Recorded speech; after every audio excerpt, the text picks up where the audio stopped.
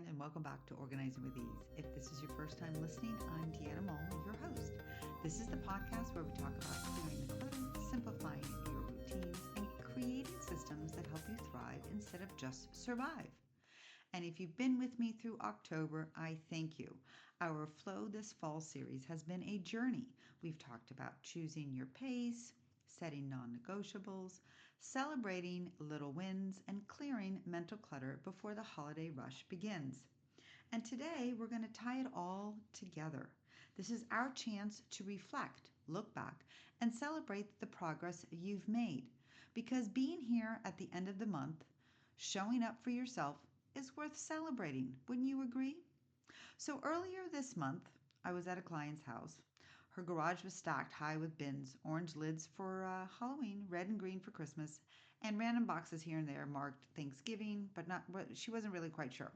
So she looked at me and she said, I don't even know what season I'm in anymore. I feel like I'm behind before I even start. Does that sound familiar?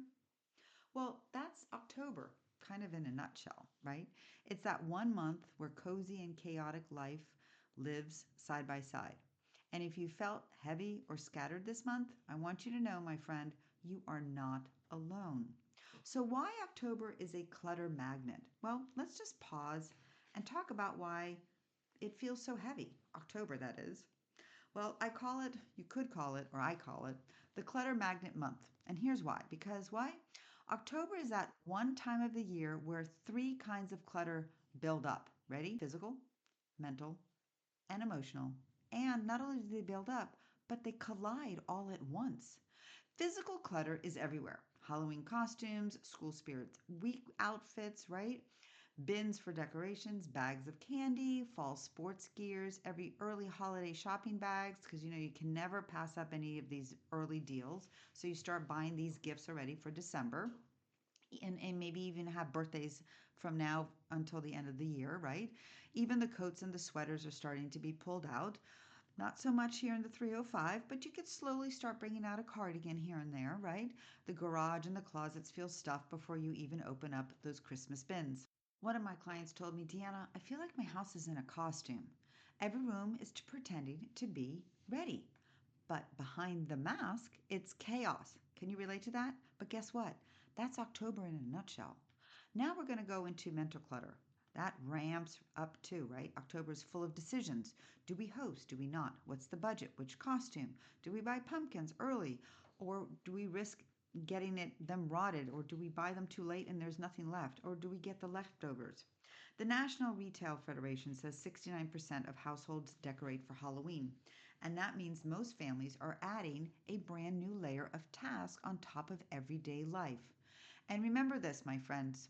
Adults already make around 35 decisions every single day. When you add seasonal ones, decorations, events, candy, costumes, menus, it's no wonder your brain feels fried by dinner time.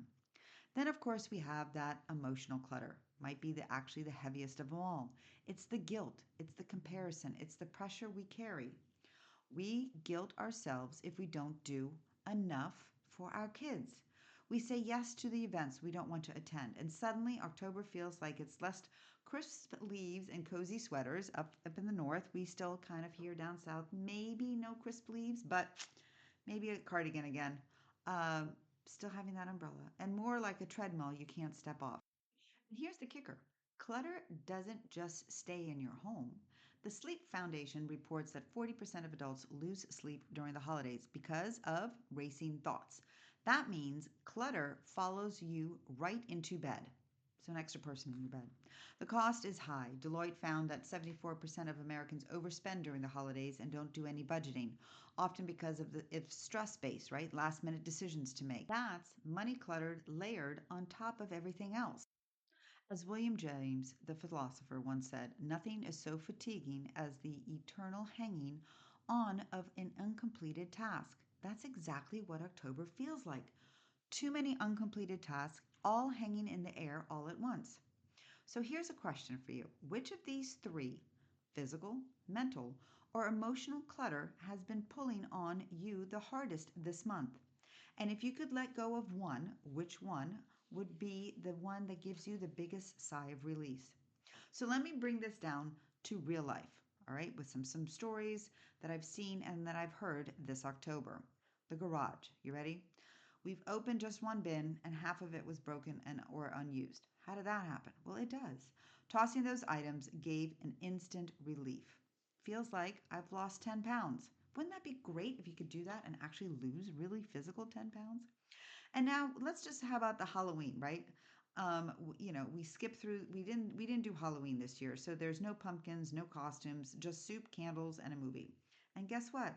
That was the best, and it is the best October we've had in a long time. Then we have another one that's the 3 a.m. warrior, right? The one that wakes up nightly thinking about needing that permission slips or those getting those errands to get done. But again, if you have a notebook on your side, that's the best thing. Jot down your notes right away and you can fall asleep. What about those the brain that's like the scrambled egg? You know what I mean? By 6 p.m., your brain is like scrambled eggs. But again, if you set aside and you plan and get that 5 day meal plan going, telling you that is going to be a game changer. Suddenly, dinner is not going to be another decision to drain your energy.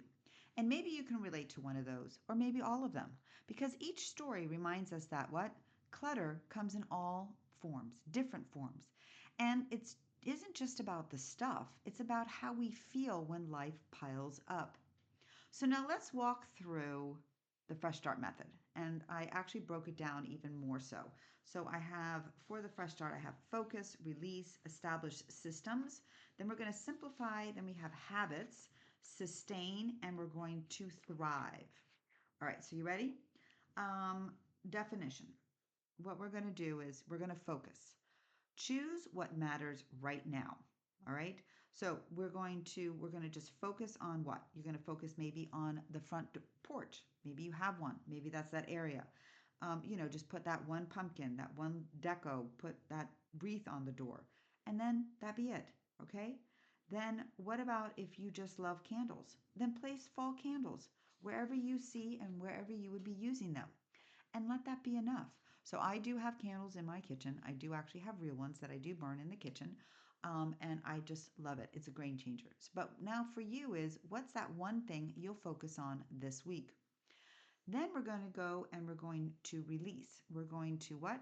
Let go of what no longer serves you. So maybe you want to donate some Halloween costumes that your kids have outgrown. How about that? Or just say no to an event you've already been dreading. What's that one obligation or item you are ready to release? Then we're going to establish systems. Why? Because building routines that lighten your load, right? So you might want to create for the holidays, you might want to create a list of recipes, menus, and things that you already use year to year. So I actually do. I have one for my Thanksgiving recipes and I have one for my holiday, which is really nice. Game changer is I've actually uploaded them, scanned them, and now they're actually on my phone just so that I can have them and I can share them with my girls if they care to use them later on. What about if you created a holidays 2025 or whatever year folder and start doing that? And that's what I've done. But I actually just called it holidays recipes and then I break it down for which holiday. But what you could do also is you can get very specific and drop down each recipe with everything and then make it even more organized. Again, based on how you stay organized and make it easy for you to find it as well, right? So what's that one small system that you could set up today? Then we're going to simplify it, strip it down to essentials. Okay. So, if you're going to host an elaborate Halloween party, why don't you just, swap it out instead and just do a pizza and a movie or do trick or treating later on, right? But if this is your first time, have fun with it. Instead of 6 desserts at Thanksgiving, maybe bake 2 favorites. Everyone's still going to be happy. Where can you simplify this season? Habits, definition on this one. You ready? Small actions done consistently. So if you do a 10-minute nightly routine, you heard me right, by December, weekends won't be lost to cleaning. Set a nightly 10-minute timer. Have people help you as well. Let them help you by picking up a room. And then you know what? You stop. So what tiny habit could make your November and December a little bit smoother? So now we've done all of that, right? We've released, we've established the systems, we've simplified, we've created some habits. But now we're going to kind of like sustain it, right? We're going to review and adjust. We're going to adjust what? Weekly. Do you know why? Because if you start making this happen, it will be a game changer again because you have set things in motion. So you've already said no to earlier about, things that you're not going to be doing, and you're going to be doing this because why? You want to avoid burnout, right? And then what's going to happen then is you're going to see that you have all these commitments and then you're going to cancel them. But then you're going to say, hey, you know what? I'm going to be saving my energies before the holiday rush because why? I have reviewed everything. I'm adjusting it now weekly and it's making a difference. And then after you've done all of that, then we're going to enjoy the results of your choices. So remember something. If you don't carve all those pumpkins, or you do carve those pumpkins and you let your kids do it out on the patio or in the kitchen somewhere, and you're off somewhere else, hey, you know what? That's okay. Even if it isn't perfect, but you know what? It's enjoyed. It's enjoyed by your kids, and maybe you and your husband or partners or friends and neighbors can also enjoy it as well. Then you want to maybe actually even write down, the 3 wins that you've cleared your kitchen counter. You're going to have, the meal planning made dinner much, much more easier. And then you maybe actually might even take an evening walk. So, where are you already thriving? Even if it doesn't look perfect, where are you? Just think about that. So, this month we explored 4 big themes: choosing your pace, honoring those non negotiables. Yes, remember, you got to bring those back. Making progress little by little, and clearing mental clutter before the holidays. All of these remind us of one truth: flow isn't about doing it all, it's about choosing what matters most and letting go of the rest. And whether you've tried every strategy or just one, the fact that you're here listening, reflecting, and caring for your space and your mind, that's progress, my friend. And that is totally worth celebrating. My final challenge to you this month is simple.